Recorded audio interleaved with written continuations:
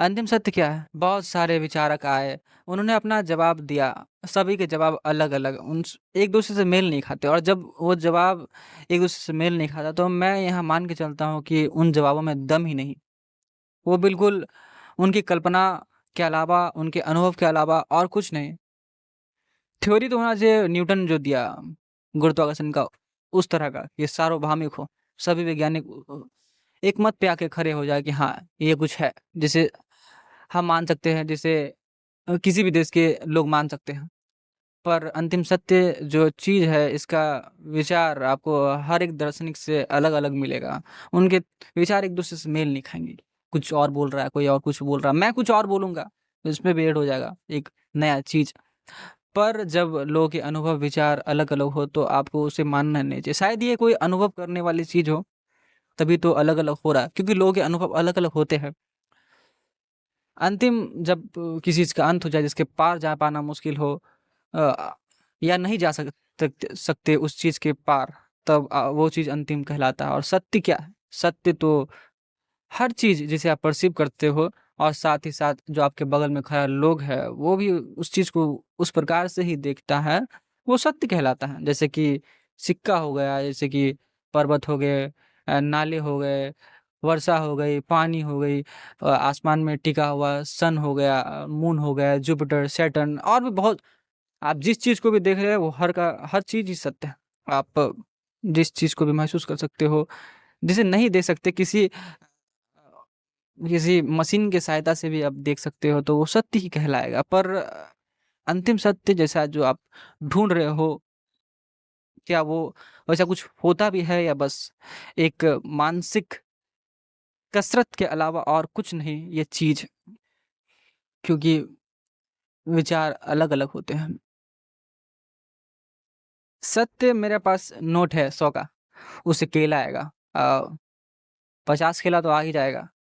मैं बंदर के पास जाऊँ लेके 1 केला और 100 का नोट, तो नहीं लेगा वो बंदर उस नोट को। वो केला लेना प्रेफ़र करेगा, वो केला लेगा। सत्य हम इंसान द्वारा बनाया गया एक चीज़ है, जिसे हम इंसान ही मानते हैं। 100 लोग एक बात पे सहमत है, तो हाँ, सत्य है।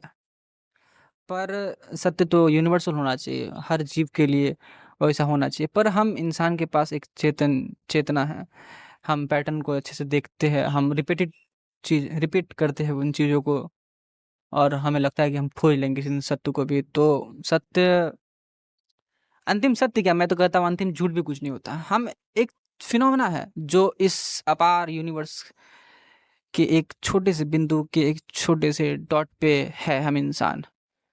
हम अपने आप को कोई महान प्राणी मानते हैं, जो जिसे लगता है कि कुछ ना कुछ तो अंतिम होना ही चाहिए। पर कुछ भी अंतिम नहीं है और कुछ भी शुरुआत नहीं है। बस आप हो इस इनफाइनाइट स्केल के किसी बिंदु पे टिके हुए।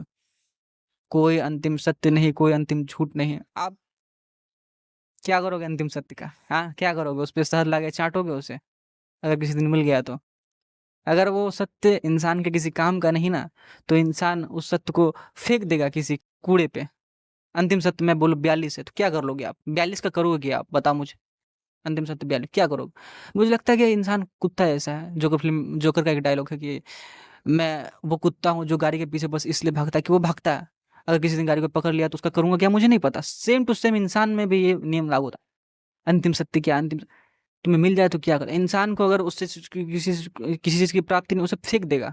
से वैसे ही जैसे कि इंसान सड़ा हुआ सेब को फेंक देता है। अ, आपके काम का नहीं है ना वो सेब, इसलिए आपने उसे फेंका।